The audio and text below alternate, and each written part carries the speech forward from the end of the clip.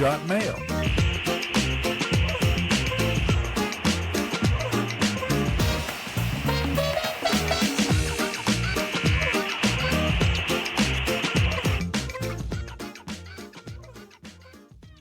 Good morning, everybody. You are tuned to Computers 2K now on the Nissan Communications Network. I'm Alan, your host for the next hour or so, along with Nick. Good morning. Good morning. And Katie's here. Good morning. Good morning. And Gal is here. Good morning. Good morning. You're kind of on the low side. Is this because you're Because okay? it would be okay now. Okay.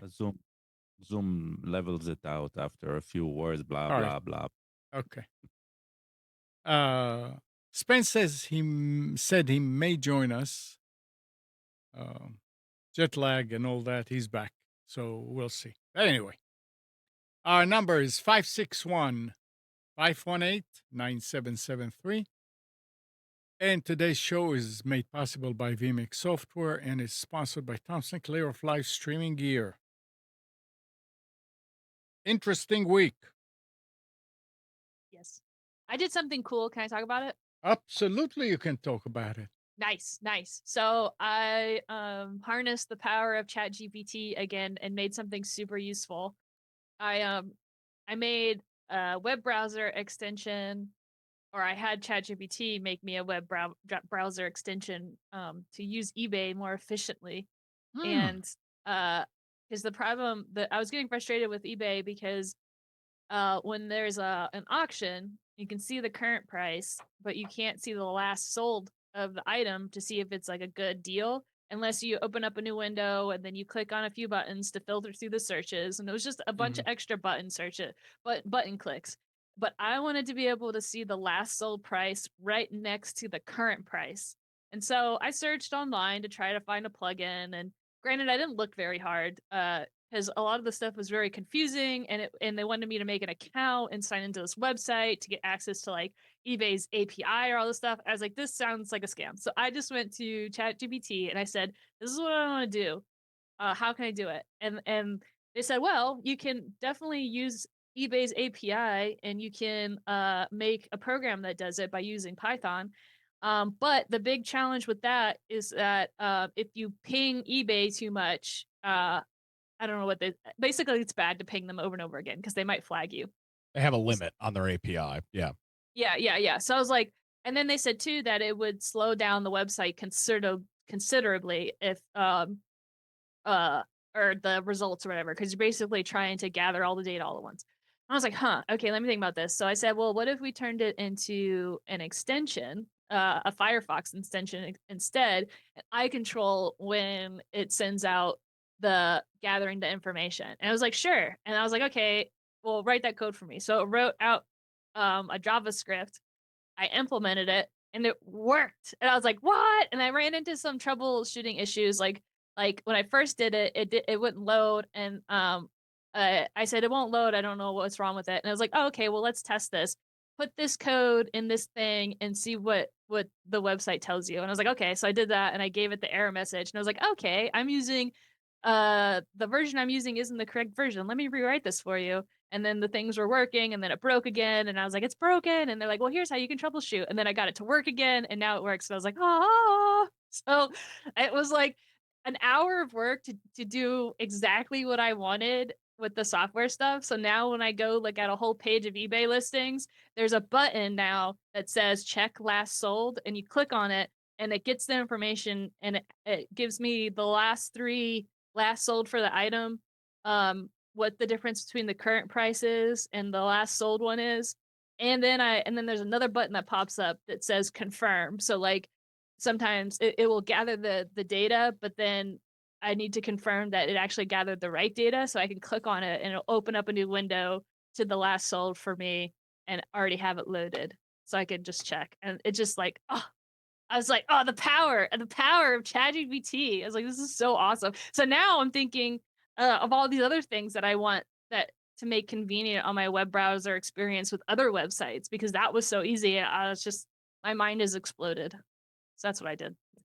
Very nice. Awesome. Very nice. And it's not just for fun. It's something to be productive.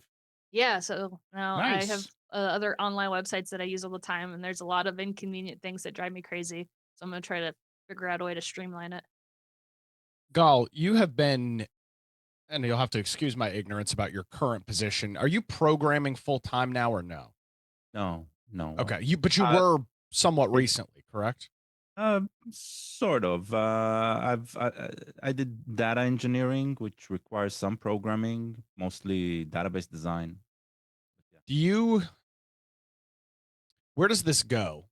I mean, Oh, Katie's experience is not alone. I did a similar thing back probably 2 months ago with a program that interfaced with an API, and after a little bit of troubleshooting and maybe all combined, maybe 2 or 3 hours worth of work for what I was right. doing, I had a pretty decent working program. Not anything that I would put on GitHub because it's, it's not meant for that. But where does this go long term, especially somebody being in that field? So,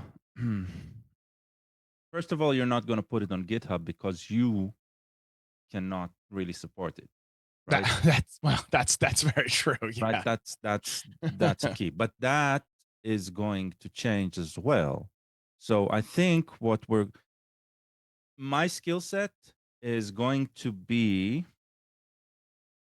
I'm still going to have this unique skill set and I'll be able to use it, but I'll be working alongside machines that do what I do on their own, whether well, better than me or not, that's a different discussion. Uh, but for me, I would it would be a lot easier to do a lot of this stuff. I think what is blocking us today is the way these models, the type of machines they need in order to run efficiently, and that's why we pay the $20 a month to actually use them constantly and consistently, because the power that it requires to run on is not negligible, okay, compared to the power that we have on the laptop or desktop that we have next to us. So what will change is the fact that I know how to run a bunch of tools and run and type up a specific syntax, that is probably going away in the next few years. And instead, I'll be sitting in front, I might still be sitting in front of the terminal, but I will be conversing with it, right? And it will build the code in the back end. The unique skill set that will be required by the more efficient developers is they'll be able to identify quickly whether the bot is taking them in the wrong direction. Okay, and Katie's experience of an hour with that chat GPT would maybe I don't know, be 20 minutes for me at this point. No offense to Katie, but Katie knows that she's getting into this extension exploration, right? With very very little knowledge. Zero She knowledge. No offense taken. I have well no idea what I was doing. don't diminish your knowledge. You do understand what a file is. You do understand what is a JSON file. What is a what's a profile? What's source code? You have the ability to follow the instructions in a very technical manner, but you also know how to ask the questions when you get stuck. So That's true. that is knowledge. That is knowledge. That is very important knowledge. That is the knowledge that everybody should have today, right? And trust me, not all of the kids, let's call them that way, right, have that yet. But that's the skill set we'll need. And as it comes to somebody with experience, it'll be somebody with experience who worked with a chatbot that knows how to how to give the instructions properly in order to get efficient code, and you also know how to work with that bot and make sure that it gets you to the result you want at the end. But it also means that with very, very little experience will start seeing very, very, very productive programming early on. That was that too long of an answer? No, I don't think so at all. I think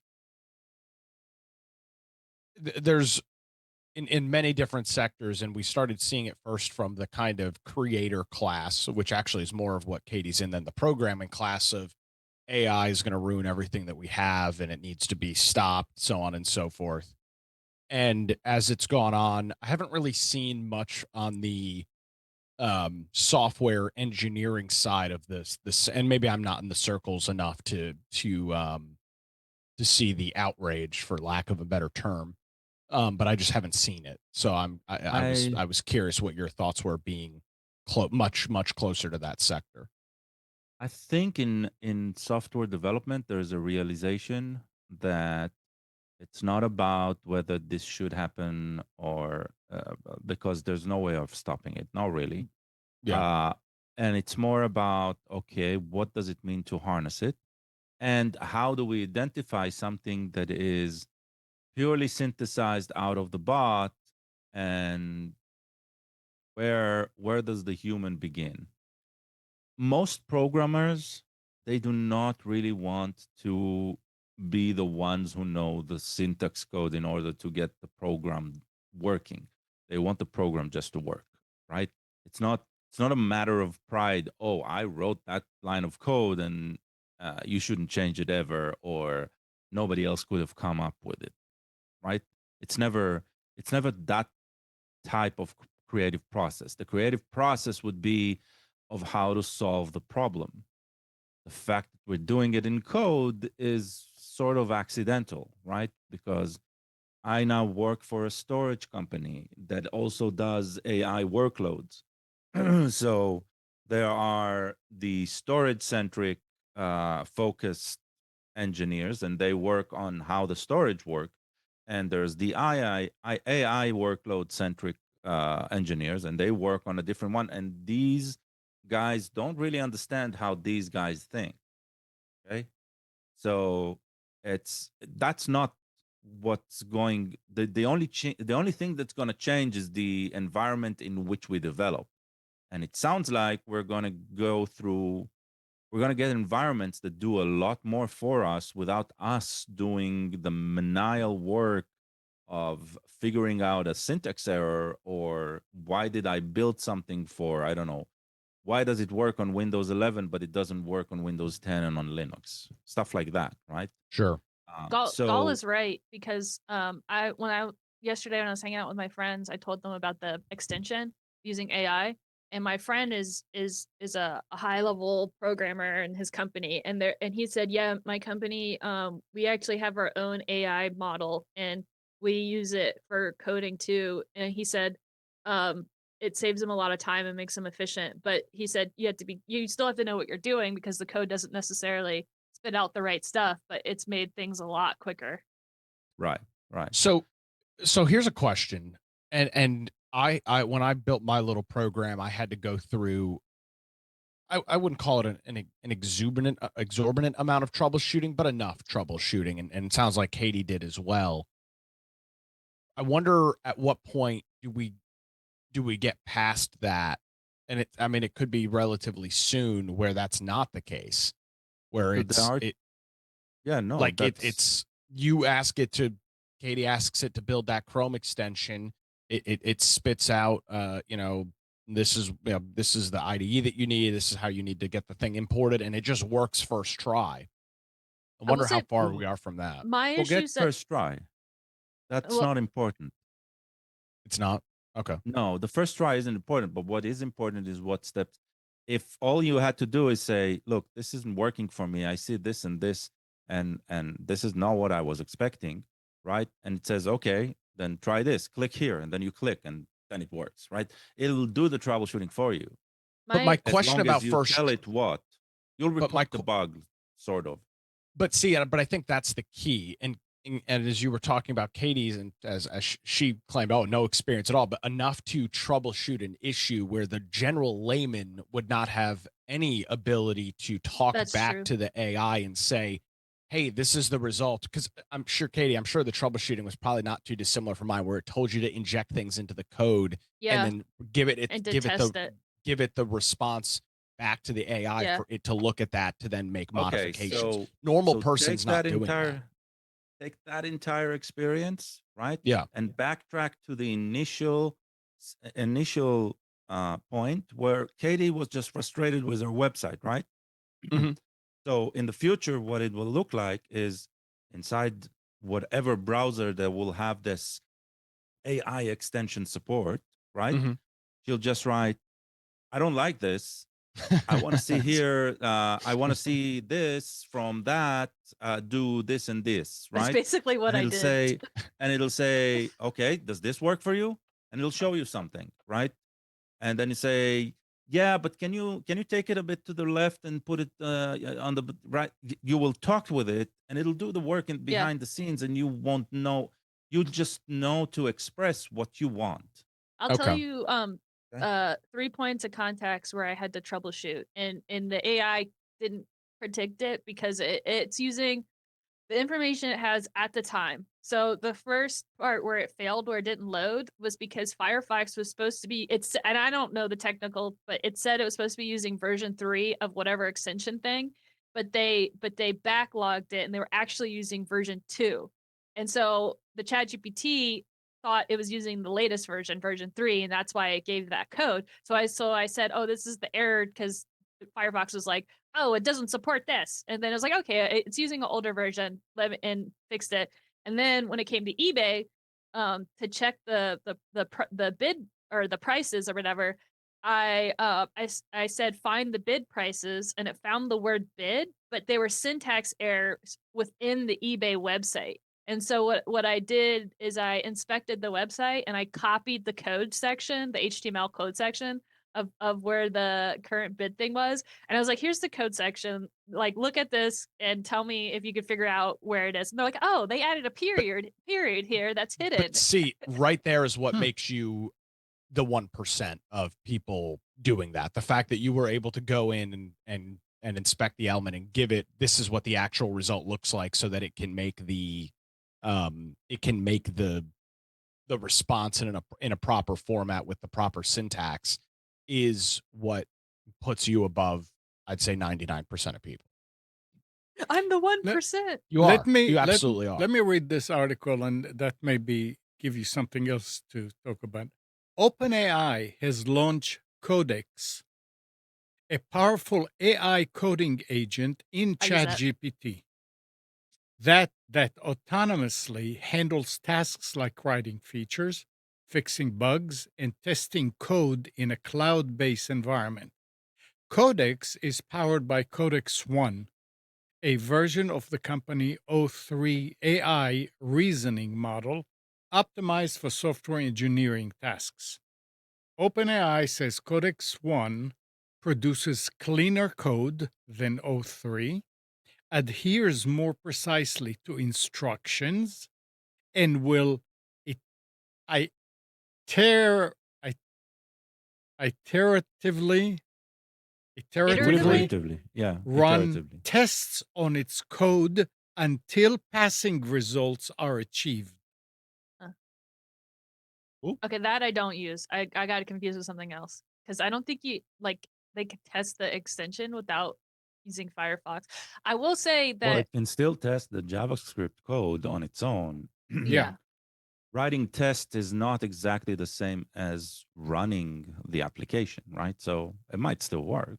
Yeah, the yeah. test is saying this code is, there's no Yeah. errors within the code itself, but it doesn't mean that the especially this, when you're getting into doing anything that's API related, and that's the similar issue, Katie, to what I had. I was, the API documentation that it had for the SMS gateway that I was using was not accurate. So once I said, hey, That's exactly I ran into that problem too. this is what the response is, and it was like, oh, okay, well then I can fix that.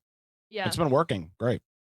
All right. I Good. will say too, another thing that ChatGPT did that was super awesome and beneficial is that it didn't just do what I asked. After it did what I asked, it made suggestions afterwards.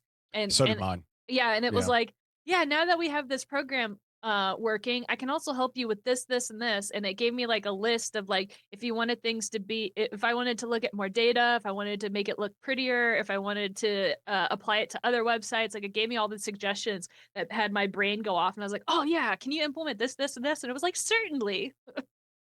Now, Gal, isn't Microsoft's AI kind of the standard for programming stuff because they own GitHub? Isn't there You're talking there's about Copilot, yeah, the Copilot GitHub seems to Copilot. be yeah, GitHub Copilot. I haven't used it because I think you have to it's not free. I believe you have to pay for that, the It is programming it side. is all it is freemium today, so you Okay. get like a limited amount of responses for free. I haven't tried that yet. I do need to try that because I feel like I feel like Microsoft has made because they own the large. Is it accurate to say GitHub is the largest code repository in the world? Probably. Well, the largest open source repository at this point, probably, yeah. Yeah. Um, That keep probably gives in them an upper mind, hand. yeah, keep in mind that they have been the first, but if you look at how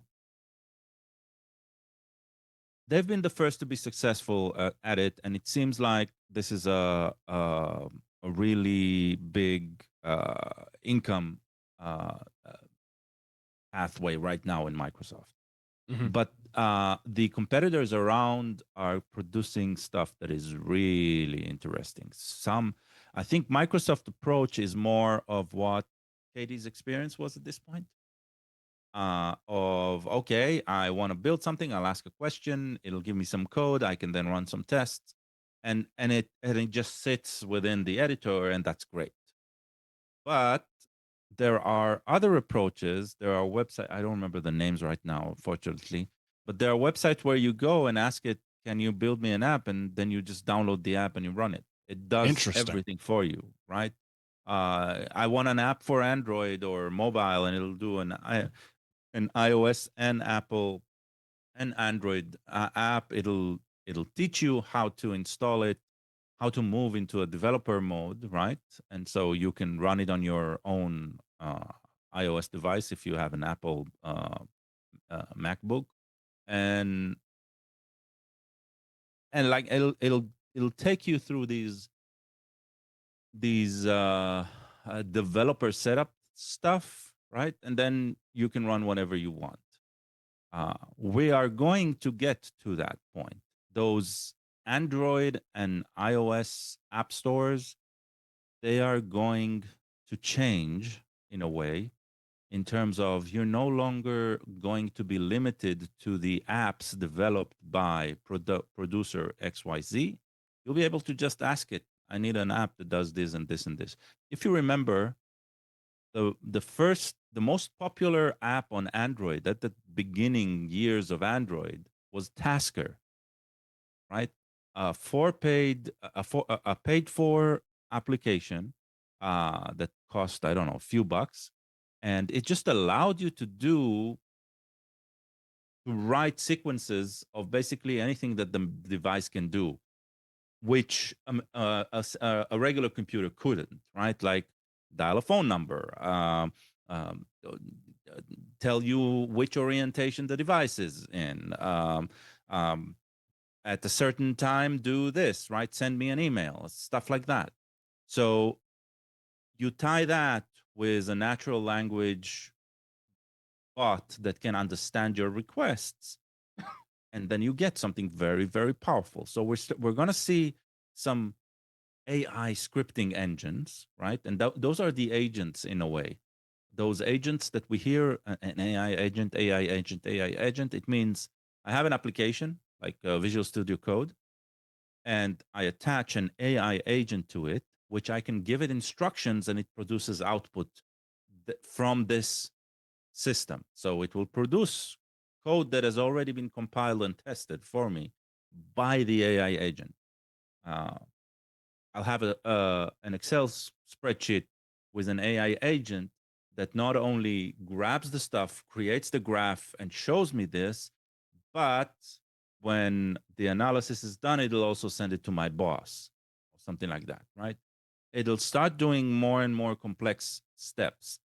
that are outside the scope of the particular uh, application that you're using, and it'll also do the actions that you would have produced with that application and take them further on.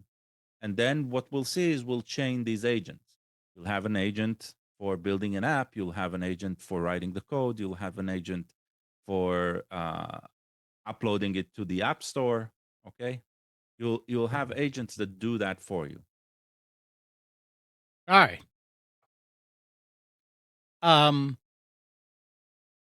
Talking about AI and its effect. So Microsoft recently announced job cuts fell hardest on the people who build the company's products, showing that even software developers are at risk in the age of artificial intelligence.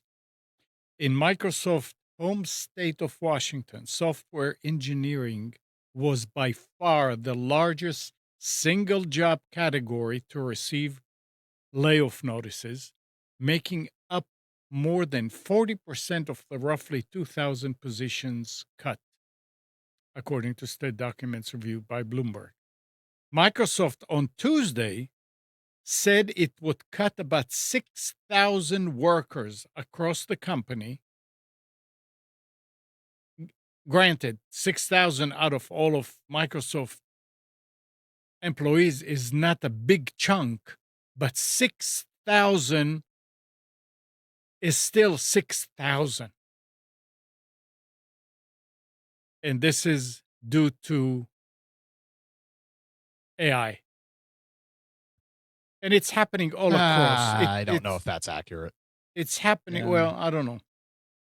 I mean, these are still the tech sector is still recovering from what I will call the COVID boom, where Yeah. all of these companies started hiring at a stupid clip. I mean, these companies were hiring, in the case of Microsoft, tens of thousands of people over the last 3 or 4 years.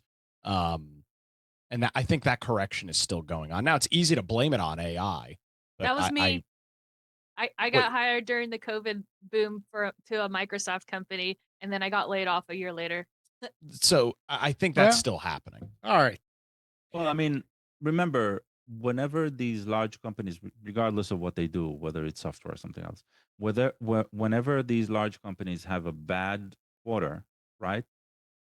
The easiest way to recover losses is just to fire a whole Yeah. bunch of people.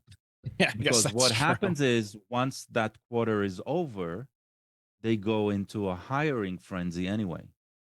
Right? So it's yes, they are firing this chunk of people, but then the next day they are hiring another chunk of people, maybe not the same size, but for much, much cheaper.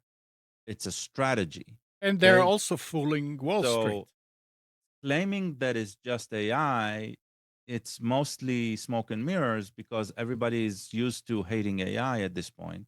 Yeah. And yeah, I guess it is part of the mix. I'm not saying it's not, right? But the fact that they had a bad quarter definitely has nothing to do with AI, especially when we're talking about Microsoft, because Microsoft, if it has to do with an AI, it is Microsoft not marketing their AI products properly. Whether Okay. there was AI or not, Microsoft was still going to lay off 6,000 people. Yeah. Yeah, That's that's the point. pretty To be much what. Yeah. Yeah. AI. All right. And Microsoft has quietly extended support for Office applications running on Windows 10 well Surprise, surprise. beyond what? Surprise, surprise. Well beyond the operating system October 14, 2025 end of support deadline. Microsoft 365 subscribers will now receive updates through October 2028, Wow. while perpetual licensed versions will follow their standard lifecycle policies. Office 2021 until October 2026, Office 2024 until October 2029. Now, here's the interesting part. Windows Defender malware definitions will also continue through at least October 2028. They were saying that it will stop working for Windows 10 this year, October 25th. So now it's until October 2028, despite Windows 10's imminent retirement. This reverses Microsoft's previous stance that all Office application would become unsupported when Windows 10 reaches end of life. Well, I mean, here's the reason for it. This is from Stat Counter, and it shows that Windows 10 is still 52.94% of the desktop market Windows share. Windows 11 is only 43%. I Yeah. mean, you're looking at almost a 9 percentage point difference between 10 and 11, with 10 having the advantage. So I guess it makes sense. They've been unsuccessful in convincing people to switch to 11. Yeah, so I'm wondering if they will actually extend Windows 10 end of life when they see, okay, now we can't do it really. I mean, here it is. I I Who knows?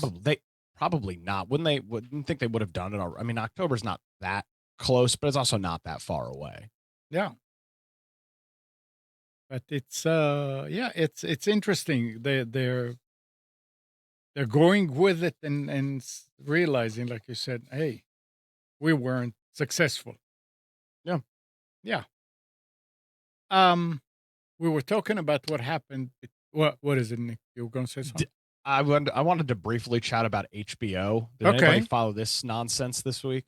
No, but No. I've been watching hockey on HBO. What's happening? So they have once again changed the name of their product. So if you'll It's remember, no longer Max.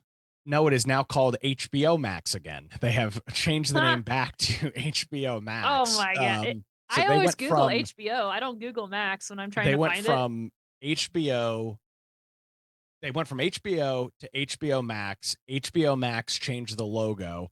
Then they called it Max, changed the Max logo twice, and now they're changing it back to just calling it HBO Max. I can only imagine the hundreds of millions of dollars that they Yeah. have spent on branding and everything associated with I mean, the streaming service has only been around since 2020. It's 5 years old. They've changed the logo and or the name like 7 times. So if you log into HBO now, you'll see a screen on the homepage that says Well, coming soon, same app, newish name. Max is becoming HBO Max this summer again. So I don't know. that's This funny. is this is what HBO's up to. Well, they saved, quote unquote, saved money because of they already used HBO Max beforehand, so they just had to dig out those older logos. Yeah, but it's very interesting. First of all, I don't know why they ever got rid of HBO in the name, because I know. it's such a popular, even people that have never, like people my age, Katie, I'm a little bit younger than you, Katie, like never really interfaced with HBO. Like it wasn't really that big of a deal. It was obviously much larger. When did it start? The mid 80s is really I when don't it know, but kind of Game of Thrones put it on the map. Well, actually, no, The Godfather put it on the map, or The Sopranos. the Sopranos. Sopranos, yeah. Yeah, and then they But came it was out with synonymous. I mean, you look at the early days of cable television, and you had a lot of people that were purchasing HBO pay-per-views for boxing and things of that nature. it I mean, it used was a to be very, very it used to be popular the only service. place on cable TV, and I'm thinking back in the 90s where you could rent movies. Like that I Yes. remember that being the biggest, like the only time we watched HBO was to rent a movie, and it was like the biggest thing. Like Yeah.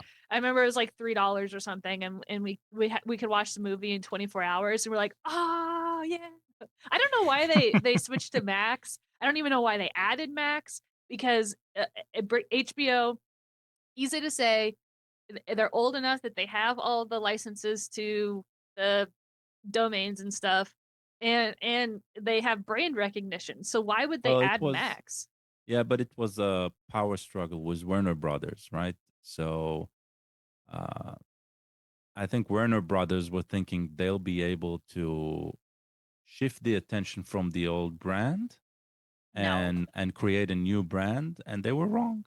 But the old brand was good. That's what's so weird about Yeah, it. but it Is wasn't like Warner Brothers' creation, right? They you're bought right, it. it wasn't. Yeah, So no, that's the you're right. thing, right? It was an attempt, and it was a bad attempt. So after all is said and done, coming this summer, Max will now be HBO Max once again. So Even though I know what Max is, when I still want to go to the HBO Max website, the first thing I type in is HBO and hit go. And the Of first thing Of course. that course. the first thing that pops up is Max, and I do it every time because I in my brain I cannot call it Max. I just go to HBO, and it's not because I have a vendetta against the word Max. It's just because I grew up with HBO, so it's like, oh, HBO. Not only that, if you search Max, there's a good chance you'll get something else other than that, right? Yeah. If you search HBO, you'll only get HBO. It's like there's nothing else that's been. Mhm. That's why it was weird when they decided to step away from the name. But All the right, money probably talked. Yeah, so they're back back. back to AI. A Northwestern University student demanded her tuition money back after discovering her business professor was secretly using AI to create course materials. Ella Stapleton, who graduated this year, grew suspicious when she noticed telltale signs of AI generation in her professor's lecture notes, including a stray ChatGPT citation in the bibliography, recurring typos matching machine outputs, and images showing figures with extra limbs. Oh my gosh. And she says, he's telling us not to use it, and then he's using it himself. Mm. So Work So, smarter, not harder. That's what I well, say. well, I I still don't see the problem though, right?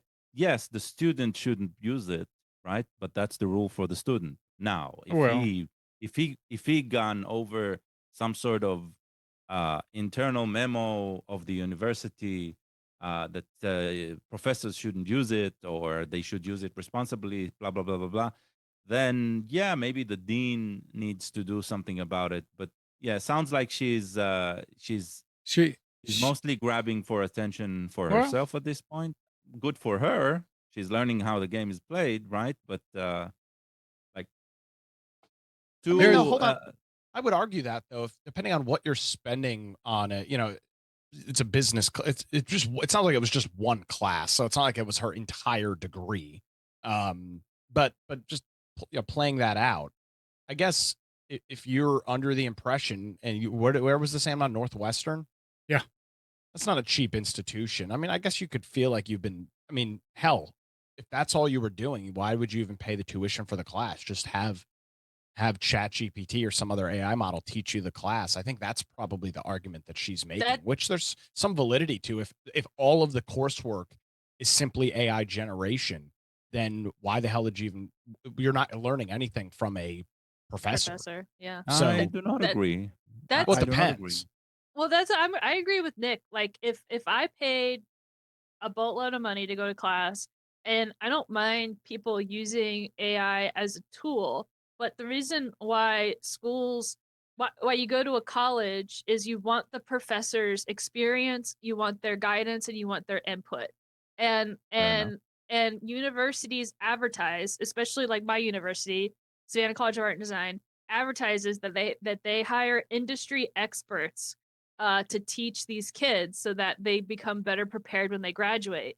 And because other people can get this information from doing an online school where the professor isn't as whatever, it's not as hands on or whatever. So you're paying more money for the professor's experience. So it depending like Nick said, how far he used the AI, I also would be extremely ticked off because Northwestern's an expensive school. My school was a very expensive school. I want that professor's input. I'm not saying that they can't use AI to like I don't know summarize stuff or whatever. But if they were teaching through I don't know. I'm with uh, her. I think it's Well, just what great pisses catchphrase. people off here is the double standard. And I think that double standard is already ingrained into it. A professor can work with other professors to build a curriculum, right? Sure. But a student shouldn't sit down with another student and produce a dissertation, right? So uh, it's just the nature of the double standard of teaching in general, right? You are you are being grown. Your knowledge is being grown, and the sources, I mean, so what if he would have copied paragraphs from an encyclopedia? That will make it better, right? It's like, yeah, there's manial work that needs to be done in generating the content that everybody should read. Now, granted, if all he did was copy paste from a chatbot and he never did any correction, right? Any um, if he wasn't present, that is a completely different conversation. But whether he used AI in order to produce the output, who cares? Well, That's what I'm saying. here is somebody who does care. A lawyer representing Anthropic admitting to using an erroneous citation created by the company's Claude AI chatbot in its ongoing legal battle with music publishers, according to a filing made in a Northern California court on Thursday. Claude hallucinated the citation with an inaccurate title and inaccurate authors. Anthropic says in the filing, first reported by Bloomberg.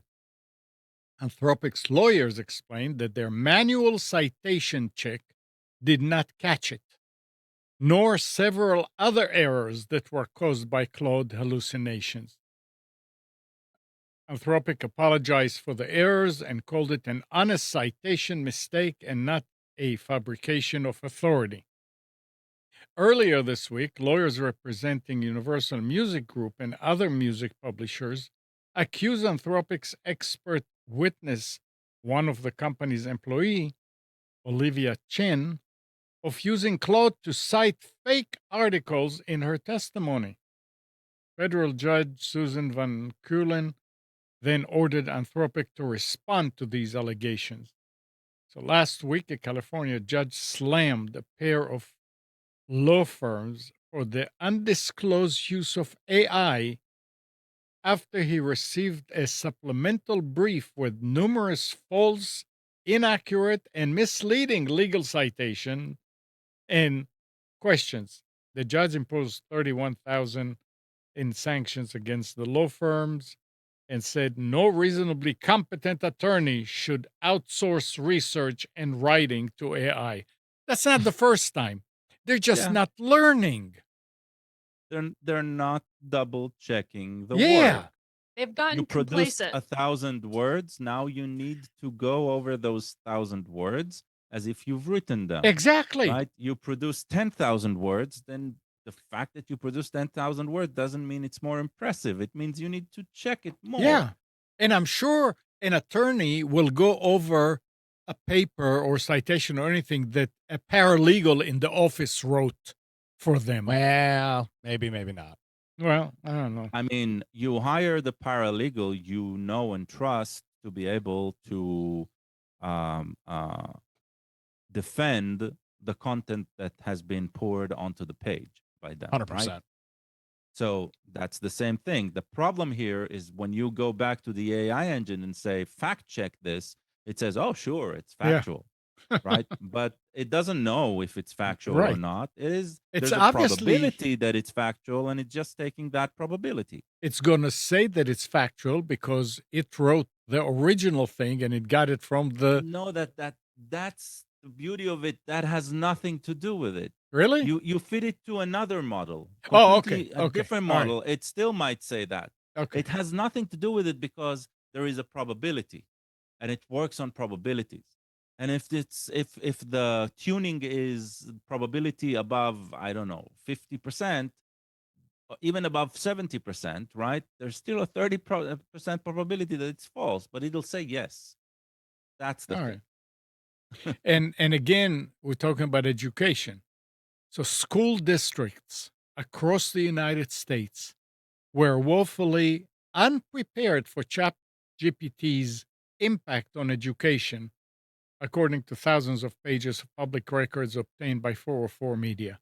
Documents from early 2023, the publication reports, show a total crapshoot in responses, with some state education department admitting they hadn't considered ChatGPT implications, while others hired pro AI consultants to train educators. So, not across the board. I mean, it's like, nah, maybe, maybe not.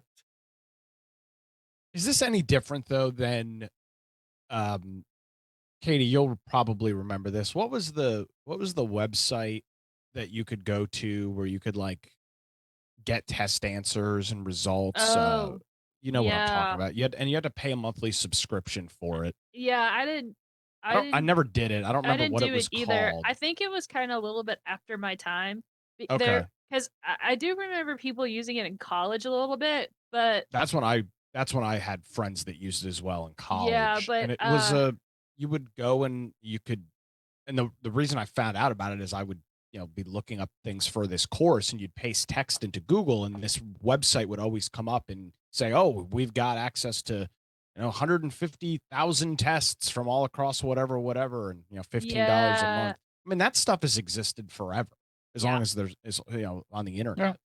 So I just it's just another one, another yeah, step. how do you prepare for and how do you prepare a student from stopping and purchasing a monthly subscription to something that gives them all the test answers? I mean, there's no solution unless every single test and every single word is unique, which I might argue is possible with AI. Well, Because you're these the courses are standard courses that are purchased. That's how I mean education is a purchased thing, whether it's K through 12 or in college. You're purchasing the course from somebody that is providing you with the material. So all that stuff is done. Um, yeah. so that's interesting. Okay. And here is a couple of things that are interesting. The Federal Communication Commission has approved Verizon's 9.6 billion acquisition of Frontier Communications. Saw that. Yeah. And another one, Verizon's also ending their DEI stuff, which I found interesting. They put yeah. out a big memo Thursday or Friday about that. And then Charter Communications announced a 21.9 billion deal Friday to acquire Cox Communications. Mm-hmm. So things are kind of shrinking. They're not shrinking. This Well, is I mean, so we companies. talk.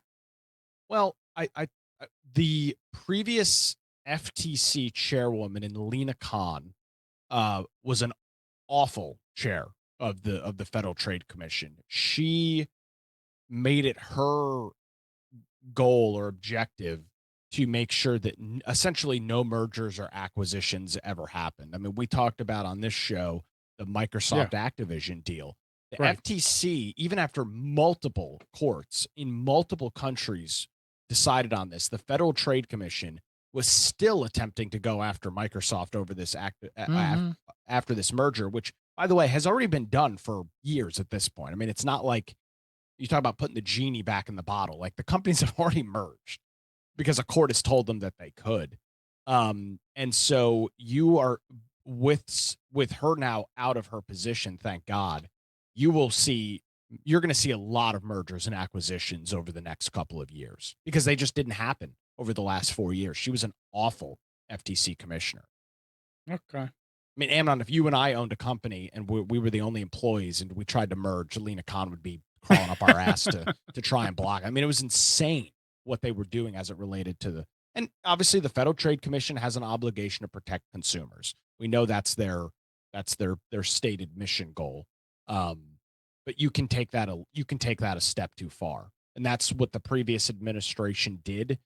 And because of that, nobody even attempted to I'm surprised Microsoft and Activision did it, but they were the biggest because nobody else bothered. It wasn't worth it.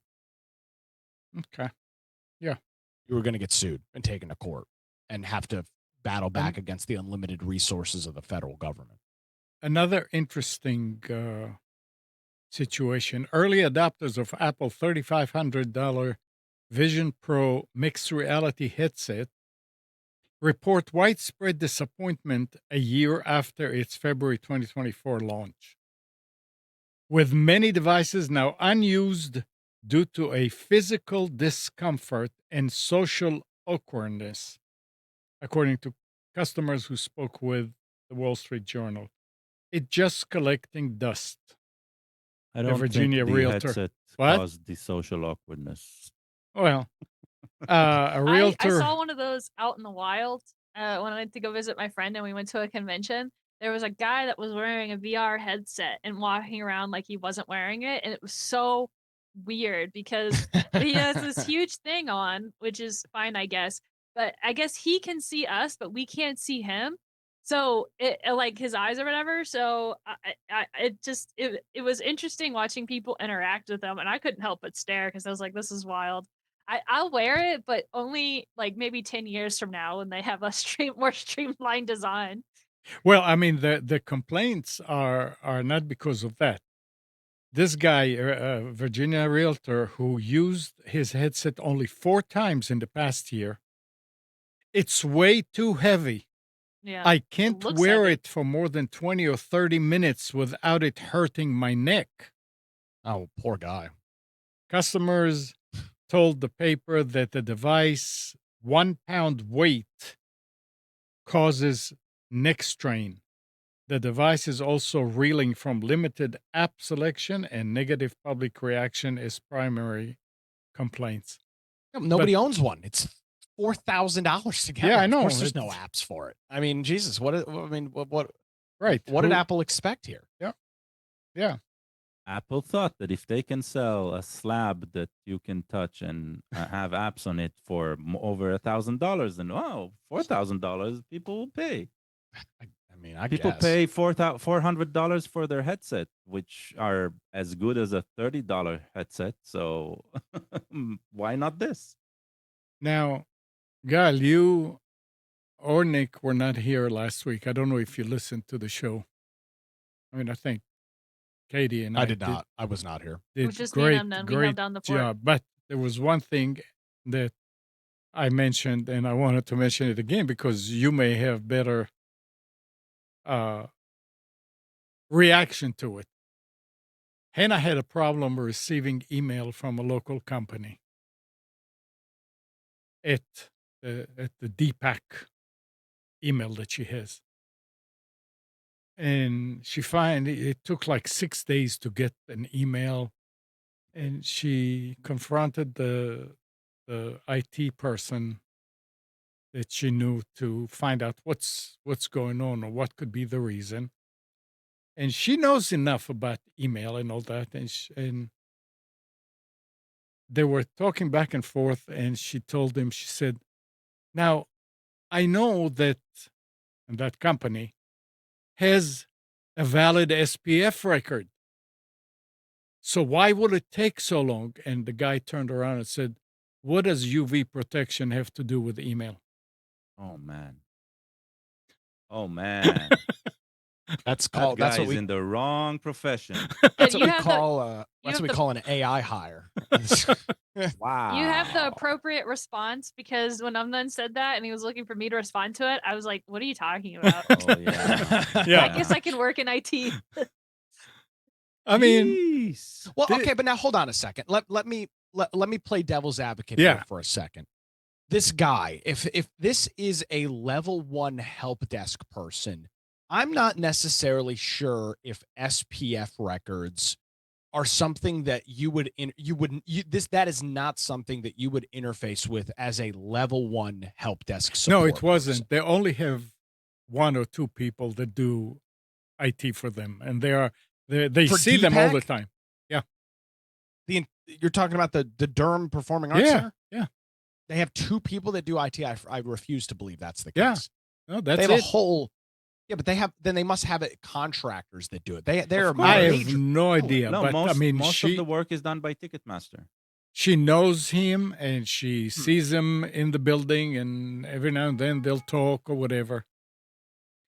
And yeah, Y'all are putting this man's business It's just on full it's blast. just amazing that Well, no, but my point was that a facility that large has a full-throated IT department, but it might not be like Gal said. If Ticketmaster is doing all of the work, then if this guy is just boots on the ground while Ticketmaster very is the very one running the possible, show, very then that possible.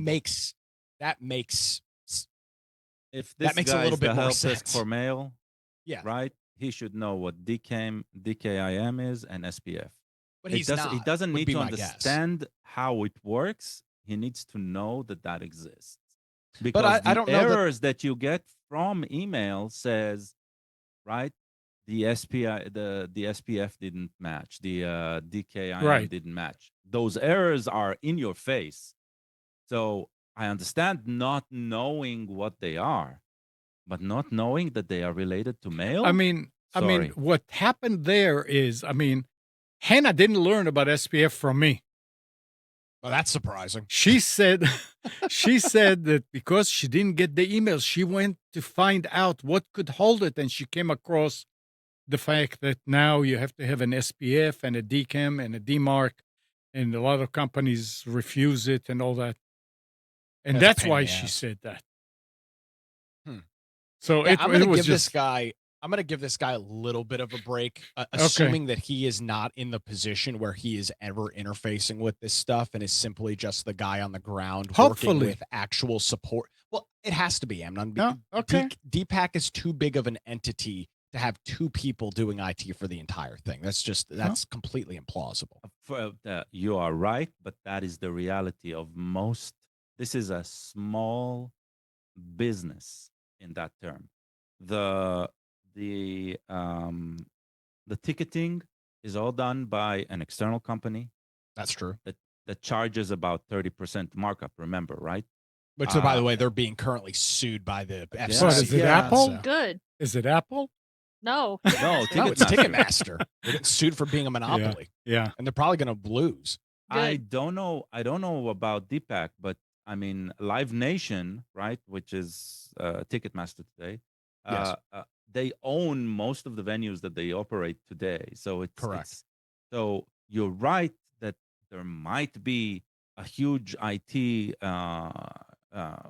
organization behind the scenes, but they're not at the theaters, right? Yeah. So yeah, the theaters themselves will have one or two on the ground. That's because crazy. Think about it. What does he need to do? It's They need funny. That's what somebody I'm saying. It's simple, Yeah. like, oh my god, my monitor's not working, and it's a bad HDMI cable, and that's like, that's what Yeah. I'm thinking. The level of this IT is very, very, very entry level. I mean, another funny thing is, okay, your monitor is off. Where do you know where the switch to turn it on is? Yes. Where is it? Is it on the Right on side? the monitor, No, it's right on. Mine's right on the bottom f- of the. Yeah. It's on the bottom. on the front bottom, of on the monitor. side, on the front. Yeah. There's I different got monitors. I got called to my doctor's office because a computer that I was working on Friday. By the way, you're the only person I know that has ever gotten called to their doctor's office, and not the complete opposite way. Complete opposite way around. I was working on it on Friday, and by Monday I got a call and said, we're having a problem. That computer is not coming up. Said, okay, after the show, I'll come over. So I went. See, you didn't ask. Did you switch it on and off again? And I went, and I never switched it on and off the monitor. It's an all-in-one. It's a complete computer built together. Well, that's different. So I'm looking, and the keyboard is not lit, and there's no light on the front of the monitor to tell you. So I said, okay, let's see. So I unplug it from the power, plug it back in, nothing. So I'm feeling on the side, and there are no buttons. I'm feeling across the top. There's nothing. Left side. On the bottom, nothing. Nothing on the bottom close to you, which normally would. So I pick up the thing and I turn it over, and I see that smack in the middle, toward the very back of it, and it's pretty thick, has a switch. So I press it, and sure enough, the computer comes on. There you go. And Honestly, that's probably intentional. I don't know, but in that kind of place where with an all-in-one machine like that, where you don't want somebody pressing the button accidentally or rubbing against the button accidentally, it can't happen if it's good buried point. in the back Very of the good computer. point. And that's who's buying an all-in-one. You're not. That is a very, very much a entry-level computer that purchase. Yeah. So now they know that there is something, but again, they didn't have anybody there that knew much about computers, and they didn't said, "Oh, we felt all around and everything and nothing." I said, "Yeah, here, it's right there." Well, did you So- check their mail server while you were there? No. Did they put the right SPF on it? Yeah, Oh, yeah. service. Black Oh, Friday. service packs. Oh, very good. They rely on Gmail to do that. That's Yeah. a great solution. Absolutely. But even if you're relying on Gmail, even like, I mean, I've got my emails through Zoho. I still, because I have a custom domain, I Yeah. still had to configure DKIM. And They don't SPF have as well. a custom domain. They don't. Gotcha. Yeah. All right, guys. Anything else? Nope. Nothing. All right. It's that time. So, thanks, Nick. Thanks, Gal. Thanks, Katie. And good morning, Kathy, Hannah, Nabil, Mac, Norm, Katie and Dana, Dina, Mati, Eleanor, Sarid, Yaakov, and Yael. Thank you, everybody, for tuning to Computers 2K Now. We hope you enjoyed and maybe learned something from our time together. Remember to practice safe computing, back up your hard drive, and update your virus scanner. And change any same password wherever you use them. We'll be back here next Sunday at 9, but you can always reach us at computers2know.com. Monday through Friday, 5 to 6 a.m., Nick hosts the Carolina Journal News Hour on WBT, 1110 a.m. and 99.3 FM. And it's on YouTube, live.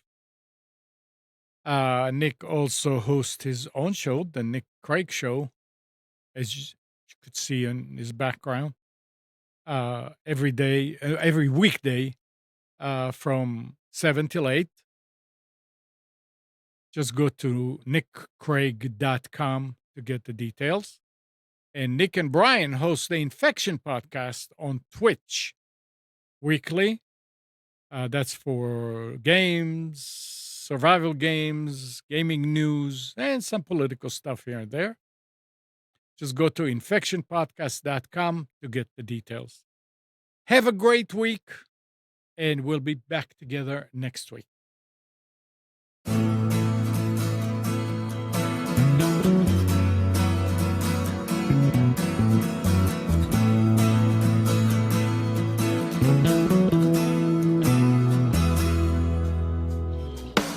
You are tuned to the Nissan Communications Network.